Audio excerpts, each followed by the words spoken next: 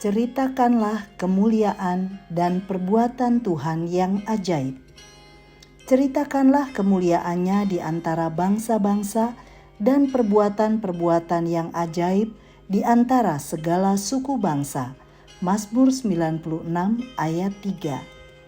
Sahabat Iktus, penelitian dari Arizona University menyatakan bahwa manusia berbicara rata-rata 16.000 kata per hari. Cerita apa yang mendominasi kata-kata kita? Seorang yang sedang bergumul untuk masalah keluarga akan lebih sering berkisah tentang keluarganya. Bila sedang dirundung masalah dalam pekerjaan atau penyakit, tentulah itu juga yang sering diceritakan kepada setiap orang yang ditemui.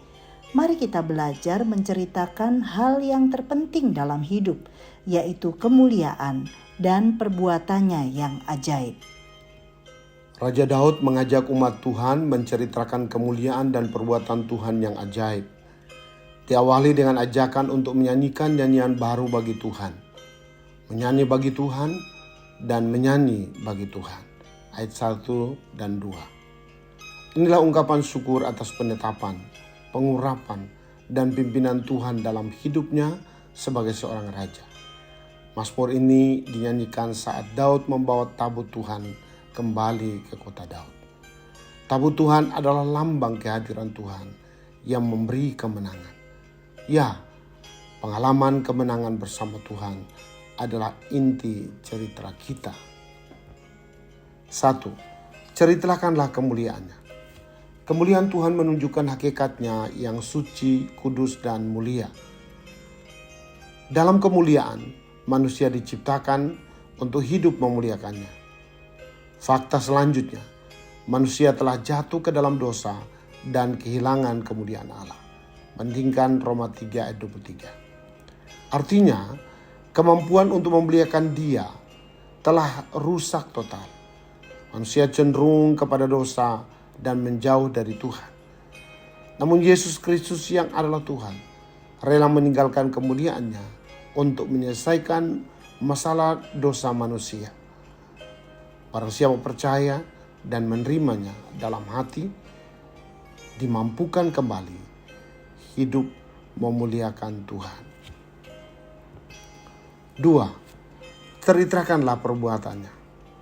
Kemuliaan Tuhan adalah berkat yang utama, sedangkan perbuatan yang ajaib adalah berkat sekunder yang dapat disediakan Tuhan bagi kita. Ia yang tidak menyayangkan anaknya sendiri, tetapi yang menyerahkannya bagi kita semua. Bagaimanakah mungkin Ia tidak menyerahkan segala sesuatu kepada kita bersama-sama dengan Dia?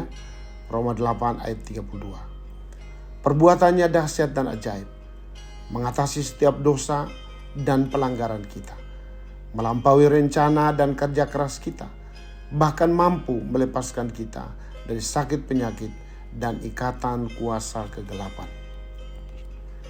3. Ceritakanlah kepada segala bangsa dan kepada suku-suku bangsa. Ceritakanlah berarti hitunglah dan deklarasikan. Kemuliaan dan perbuatan Tuhan yang ajaib hendaknya diselami secara terperinci.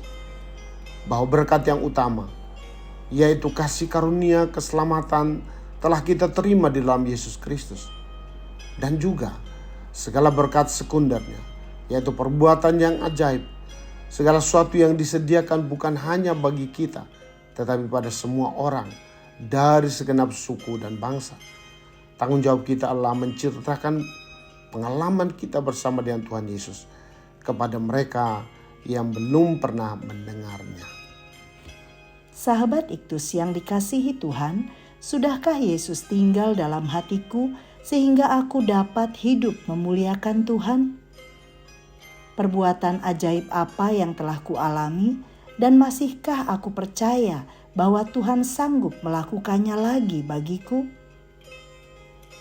Sudahkah aku menceritakan kemuliaan dan perbuatan ajaib Tuhan kepada orang di sekitarku? Tuhan Yesus, aku bersyukur karena Engkau rela meninggalkan kemuliaan-Mu menjadi sama denganku, bahkan memberi diri-Mu mati disalibkan untuk menggantikan hukuman dosaku. sehingga aku dapat hidup memuliakan-Mu. Aku hanya mau bersandar pada perbuatan ajaib-Mu dalam setiap persoalan hidupku. Yang ku percaya adalah mujizat masih ada.